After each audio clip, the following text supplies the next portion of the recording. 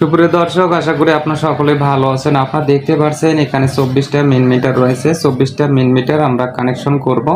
এখানে কেন 24টা মিন মিটার বসানো হয়েছে অবশ্যই ভিডিও প্রথম থেকে শেষ পর্যন্ত আপনারা দেখতে থাকুন। এই 24টা মিন মিটার একটা বাড়ির মালিকের, সেক্ষেত্রে এখানে 3 ফেজ মিন মিটার একটা বসানো হবে। 3 ফেজ মিন মিটার থেকে যে আউটপুট করা হবে এলটি প্যানেল বোর্ডে, এলটি প্যানেল বোর্ড থেকে যে আউটপুট করা হবে এখানে যে 24টা মিন মিটার রয়েছে 24টা মিন মিটারে আমরা ইন করব।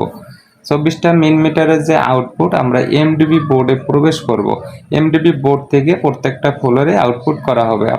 মিটারগুলো বসিয়ে নিচ্ছি, আর আমরা প্রত্যেকটা মিটার যেহেতু 24টা মিটার, তো মিটারগুলো আমরা প্যারালাল করে কানেকশনগুলো করতেছি। আপনাদের বাসা বাড়িতে যখন আপনারা মিটারগুলো বসাবেন, সাব মিটার হোক আর মেন মিটার হোক, অবশ্যই প্যারালাল করে কানেকশনগুলো করে নেবেন। আপনারা দেখতে পাচ্ছেন আমার হাতে যে মিটারটা রয়েছে এই মিটারের বাম দিকে আমরা ইন করছি যেহেতু কারেন্ট ঢুকবে, আর ডান দিকে যে আমি তারগুলো ধরে আছি আপনারা দেখতে পাচ্ছেন ডান পাশে আমরা আউটপুট করব।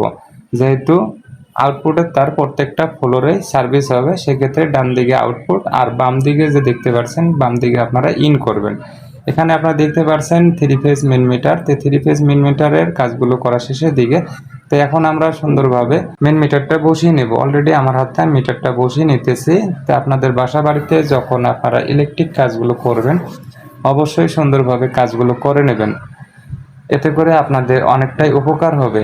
আর আপনাদের যেহেতু বাসা বাড়িতে অনেকগুলো মিটার হবে, কখনো ভুল করে একটা মিটারের নিউট্রাল আরেকটা মিটারে এইভাবে কানেকশন করবেন না।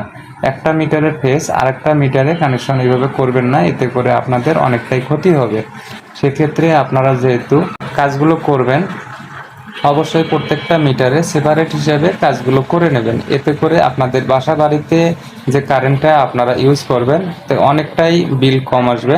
আপনারা দেখতে পাচ্ছেন এখানে যেহেতু বাড়িওয়ালার একটা ফ্লোর 12টা রুম রয়েছে, তো 12টা রুমেই আমরা এইচডিবি বোর্ড থেকে 4টা সাব মিটার লাগিয়ে দিলাম। এখানে 2টা ফ্লোর রয়েছে, তো 2টা ফ্লোরে 2টা এইচডিবি পোর্ট বসিয়ে নিয়েছি। তো 2টা ফ্লোরে যেহেতু 14টা রুম রয়েছে, 2টা এইচডিবি বোর্ডের যে পাওয়ারের তার আমরা মেন মিটারে থেকে আমরা সার্ভিস করব। আপনারা দেখতে পাচ্ছেন অলরেডি আমরা পিভিসি পাইপ দিয়ে সুন্দরভাবে কানেকশনগুলো করে নিচ্ছি।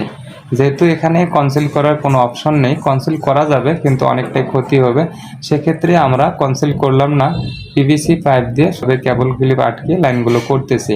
আপনারা যখন ওপেনলি লাইন করবেন অবশ্যই ভালো করে লাইনগুলো করে নেবেন। আর প্রত্যেকটা বাড়ি এলাকায় আমি সাজেস্ট করব আপনারা যখন বাসা বাড়িতে ইলেকট্রিক কাজগুলো করাবেন অবশ্যই প্রত্যেকটা মিটারের লাইনগুলো সেপারেট হিসাবে কানেকশনগুলো করে নেবেন, এতে করে আপনাদের কোনো প্রকার সমস্যা হবে না, অনেকটাই ভালো হবে। আপনারা মিটারের ওয়ারিংগুলো সঠিকভাবে করে নেবেন, কখনো ভুল ওয়ারিং করবেন না, এতে করে অনেকটাই বিল বেশি আসবে। এই ভুলগুলো কখনো করবেন না, অবশ্যই কাজগুলো ভালো করে নেবেন, এতে আপনাদের মিটারে অনেক টাকা বিল কম আসবে। আর আপনাদের বাসা বাড়িতে যখন আপনারা বিল্ডিংয়ে কাজ করবেন নিউট্রাল ফেজ আর্থিং অবশ্যই সঠিক নিয়মে কানেকশনগুলো করবেন।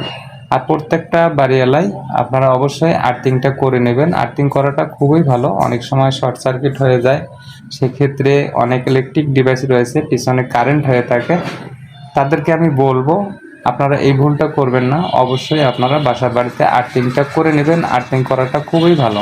আপনারা দেখতে পাচ্ছেন এখানে আমরা মিটারে যে তারটা ইউজ করতেছি 2.5 RM তার।